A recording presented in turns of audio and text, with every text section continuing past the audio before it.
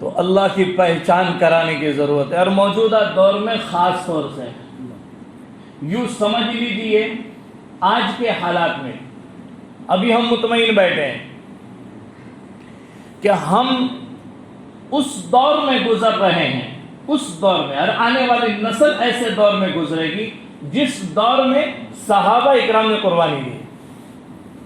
ابتدائی اسلام میں کیا حالات تھے؟ نمازیں بھی چھپ کر پڑھنا پڑتی، دربار رسالت میں آنا ہوتا تو چھپ چھپ کر آنا پڑتا، خبر مل گئی اور پکڑے گئے تو مارا جاتا، کاٹا جاتا، ایذائیں پہنچائی جاتی۔ آج ہم ان حالات میں مختصر طور پر ہیں، اگلی نسل جو ہے اس سے کئی خطرناک حالات میں آنے والی ہے، اس لیے ہمیں آپ کو اپنے رب کی پہچان بذات خود کرنی ہے، اپنے گھر والوں کو کروانی ہے۔ ہر ایک اس کا ذمہ دار، ہر ایک اس کا ذمہ دار۔ آپ کہیں گے کیا ملے گا معرفت خداوندی پر؟ کیا ملے گا معرفت خداوندی پر؟ کچھ تو ملنا چاہیے، کچھ تو ملنا چاہیے۔ بہت کچھ ملے گا، ابھی یہ نقلی آنکھیں ہیں، ابھی یہ نقلی آنکھیں ہیں، یہ بند ہو جائیں۔ اس میں سمجھ میں نہیں آتا کیا ملنے والا ہے۔ ملنا تو بہت کچھ ہے اور وعدے الہی بہت ہیں، اللہ اپنے وعدے سے پھرتے نہیں ہیں۔ ان اللہ لا یخلف المیعاد، اللہ اپنے وعدے کے خلاف کرتے ہی نہیں۔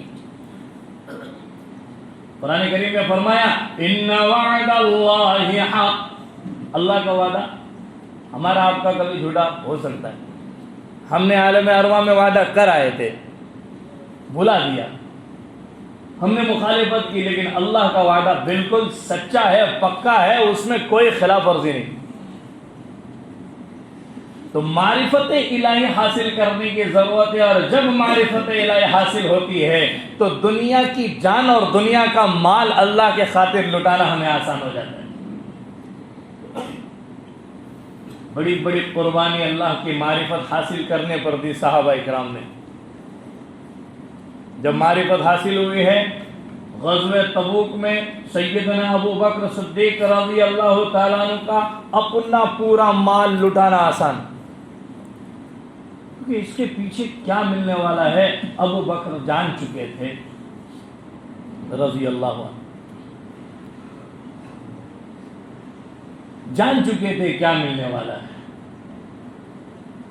جن صحابہ اکرام کے پاس مال و متاع سرمایہ نہیں تھا، ان کو اپنی جان لٹانا آسان۔ خباب بن عرط سولے پہ لٹکائیں گے، بلال حبشی رضی اللہ تعالیٰ عنہ دن رات مارے گئے، کہا بلال ہٹ جا، چھوڑ دے اس خدا کو۔ کہا نہیں، میں نے تو اس کو حقیقت میں پہچانا ہے، جب صحیح طور پر پہچان چکا ہوں تو اب کیسے بدلوں گا۔ یہی حالات دنیا میں چل رہے ہیں، اور معرفت خداوندی حاصل کرنے کی ضرورت ہے۔ اگر ہمارے اندر معرفت خداوندی نہیں ہوگی تو پھر وہ حضور کے قول پر عمل ضرور ہوگا۔ آپ فرما رہے ہیں صبح کو بندہ مومن ہوگا، شام کو کافر ہوگا، شام میں مومن ہوگا، صبح میں کافر ہو جائے گا۔ کفر ضلالت کے زمانے میں گزر رہے ہیں ہم۔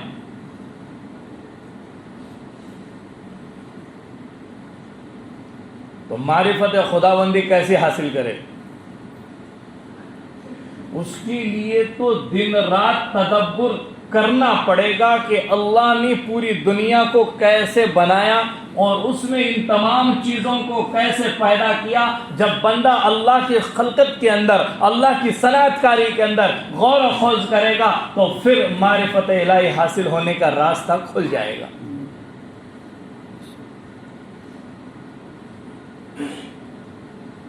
فرعون کے زمانے میں،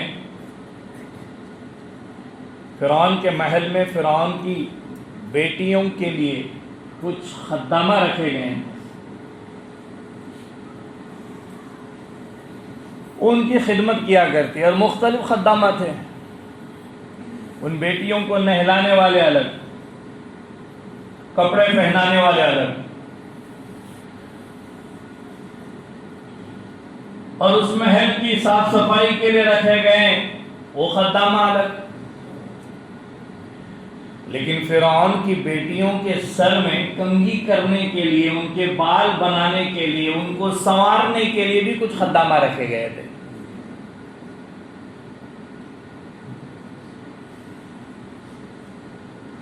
انہوں نے حضرت موسیٰ علیہ السلام کو نبی مانا تھا، یہاں تک کہ حضرت آسیہ رضی اللہ تعالیٰ عنہ نے بھی مانا تھا، لیکن دل میں اس بات کو چھپایا رہا تھا، ابھی ظاہر نہیں کیا.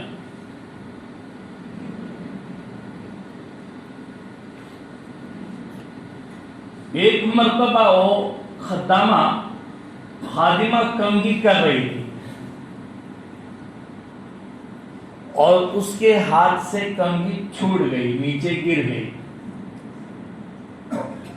فرعون کی بیٹی ہوئی ہے،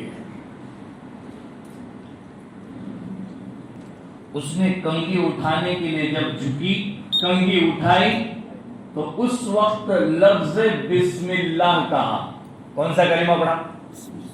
بسم اللہ. یہ ایسا جملہ ہے، بندہ اگر کھانے پہ نہ بولے تو پیٹ نہیں بھرتا. اگر کھانا کھاتے کھاتے درمیان میں یاد آ جائے اور بول دے تو شیطان جو اس کے ساتھ پہلے سے کھا رہا تھا وہ سارا نگلا ہوا الٹی کر دیتا ہے، طے کر دیتا ہے. یہ ایسا جملہ ہے بسم اللہ. آپ گھر میں داخل ہو جائیں، بسم اللہ پڑھ کے داخل ہو جائیں، آپ کا تمام جو ہے وہ سکون حاصل ہو جائے. آپ کو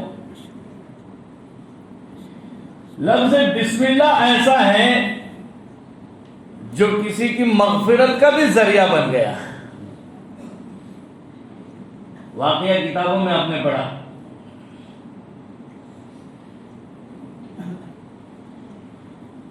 بنی اسرائیل میں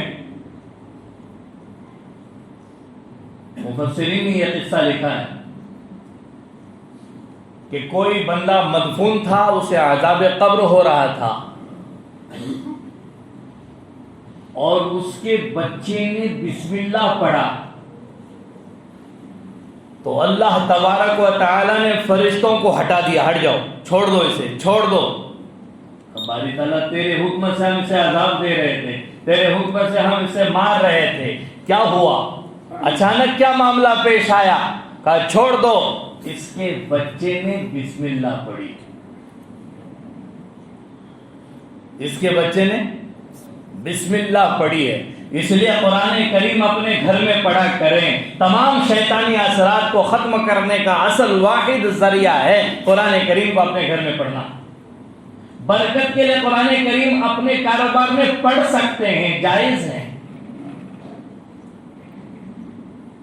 دیگر جو ہیں ضروریات کے درجے میں عند الشافعی یہ مسئلہ اپنی جگہ پر ہے، لیکن بدرجہ ضرورت اگر کوئی قرآن کریم پڑھ لے اور اپنے مرحومین کو اس کی ایصال ثواب کر لے تو متاخرین شعفاء نے اس کی اجازت دی. تو میں یہ عرض کر رہا تھا کہ اس نے بسم اللہ پڑھی. فرعون کے گھر میں جو خادمہ تھی اس نے بسم اللہ پڑھی. وہ لڑکی نے کہا، فرعون کی بیٹی نے کہا، تو نے کیا بسم اللہ؟ اللہ کے میرے باپ کو تو اللہ نہیں مانتی، خدا نہیں مانتی. ایمان پختہ تھا، اللہ کون ہے پہچان چکی تھی. تیرا باپ خدا نہیں ہے، فرعون خدا نہیں ہے. کہ میرا رب وہ ہے جو ساری کائنات کا رب ہے، میرا رب وہ ہے جو تیرے باپ کا بھی رب ہے. بچی کو آیا بڑا غصہ، اس نے بال بنوانے چھوڑ دیے اور پھر فرعون کی خدمت میں حاضر ہوئے. کہنے لگے ابو جان، ایسے لوگ ہیں ہمارے محل میں جو آپ کے خادمہ بنے پھرتے ہیں، ہمارا کھاتے ہیں اور ہم سے ہمارے جائیداد کو لوٹ لیتے ہیں، لیکن تمہارے نافرمان. کیا ہوا؟ یوں واقعہ پیش آیا، میری کنگھی کر رہی تھی اور اس نے بسم اللہ پڑھی. دربار سجایا، اپنا تاج اپنے سر رکھا فرعون نے، تمام درباریوں کو بلایا، اس عورت کو بلایا، اس خادمہ کو بلایا، سب کے سامنے کہا بول مجھے رب مانتی ہے کہ نہیں؟ یہ کب ہوگا؟ میں اس لیے ان واقعات کو بتلانا چاہ رہا ہوں، آئندہ چل کے وہ حالات دوبارہ لوٹنے والے ہیں۔ یہ ابتدائی دجالی فتنے ہیں، اور آخری دجال جو آنے والا ہے وہ بھی یہی کرے گا، مجھے رب مانتا کہ نہیں؟ مانتا ہے تو چھوڑ دوں گا، نہیں تو پھر قتل کر دوں گا، ختم کر دوں گا، اور پھر ہمیں اور ہماری نسلوں کو ڈٹنا پڑے گا اس وقت جب ہم اپنے رب کو صحیح معنی میں پہچان چکے ہوں گے۔ کہا نہیں میں تجھے رب نہیں مانتی۔ پورے جسم کو اس نے ننگا کر دیا اور اس کو لٹا دیا، اس کے دونوں پاؤں میں کیل ٹھوک دیے۔ ہائے ہائے، کانٹا چبھے تو تکلیف ہوتی ہے، کانٹا چبھے تو یہاں کیل ٹھوک دیے، دونوں ہتھیلیوں میں کیل ٹھوک دیے، اور پھر کہا بول اب مجھے رب مانتی کہ نہیں؟ اب بھی بخشوں گا۔ کہا نہیں مانوں گی۔ کہا تو ایسے نہیں مانے گی۔ فرعون نے کہا تو ایسی نہیں مانے گی۔ ننھی سی بچی تھی اس خادمہ کی، چھوٹی سی بچی تھی، دودھ پیتی بچی تھی، اس کو فرعون نے لایا اور اس کے بدن پر لٹا دیا۔ وہ بچی اس کے جسم پر کھیلنے لگی، بدن چوسنے لگی، اور پھر فرعون نے کہا دیکھ اگر تو مجھے رب نہ مانے تو میں اسے قتل کر دوں، تیرے سینے پہ اس کو ذبح کر دوں۔ کہا تجھے جو چاہے کر لے، میں نے ساری قربانی دے دی ہے، میں نے ساری قربانی دے دی ہے، میں نے اپنے رب کو پہچان لیا ہے، اب مجھے میری معرفت الہی سے کوئی نہیں ہٹا سکتا، اور میرے رب سے کوئی مجھے دور نہیں کر سکتا۔ فرعون نے اس بچی کو ذبح کر دیا۔ اللہ اکبر۔ وہ بچی مچھلی کی طرح تڑپنے لگی، بلبلانے لگی، کانپنے لگی، تھر تھرانے لگی۔ جب وہ ٹھنڈی ہو گئی، فرعون نے کہا اب تیرا یہ حشر کروں گا، تیرا یہ حشر کروں گا۔ آخر اسے بھی مار دیا۔ پھر بڑا خوش ہو کر خدائی کا دعویٰ کیا تھا نا انا ربکم الاعلی، یہ تو بنی اسرائیل کی نسلوں میں ہوا ہے۔ بنی اسرائیل کو بھی کوئی کم جو ہے محنت کرنی نہیں پڑی دین کو بچانے کے لیے۔ اس سے پہلے وہ ایک واقعہ ذکر کر چکا ہوں میں آپ لوگوں کے سامنے۔ بچے نے جو ہے اپنی جان درخت پہ دے دی ہیں۔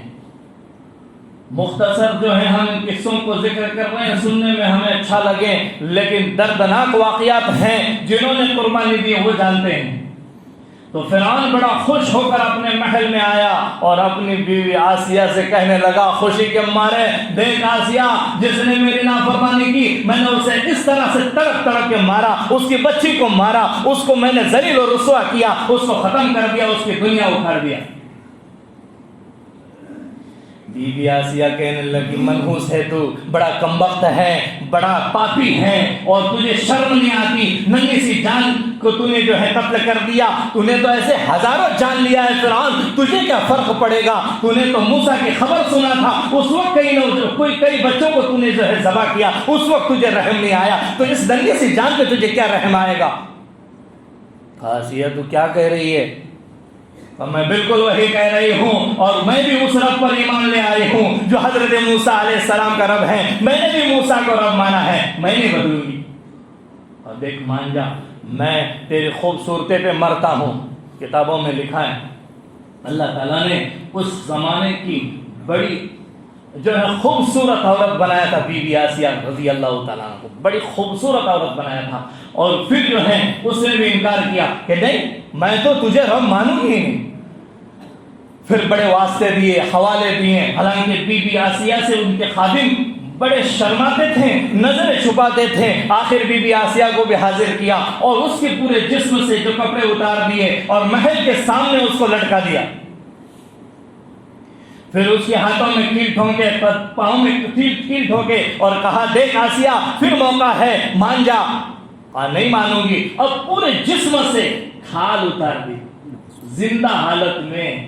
اللہ اکبر۔ تھوڑا سا چمڑا نکل جاتا، تھوڑا کبھی کوئی زخم ہو اور چمڑا نکال رہے ہو تو کتنی تکلیف ہوتی ہے۔ یہاں پورے جسم سے خال اتاری گئی، پورے جسم سے خال، اور پھر کہا دیکھ آسیہ اب بھی مان جا، اب بھی مان جا، موقع ہے۔ کہا نہیں مانوں گی، اب تو میں مر مٹنے کے لیے تیار ہو جاؤں گی، اس لیے کہ میں نے میرے رب کو پہچانا ہے۔ یہ کیا ہے؟ یہ تو دنیا ذلیل ہے، یہاں سے مجھے ضرور جانا ہے۔ بادشاہ نے کہا، فرعون نے کہا دیکھ اس بڑے محل میں تو رہتی تھی، کہا مجھے اس محل کی ضرورت نہیں ہے، مجھے اس محل کی ضرورت نہیں ہے۔ بی بی آسیہ نے وہ جملہ کہا جو قرآن کریم نے ذکر کیا، رب ابن لی عندک بیتا فی الجنہ، اے اللہ یہ تو غارت ہونے والا، آج نہیں کل فنا ہونے والا ہے، مجھے ایسا گھر عطا فرما جو ہمیشہ رہنے والا ہے، اور تیرے پڑوس میں عطا فرما اور جنت میں عطا فرما۔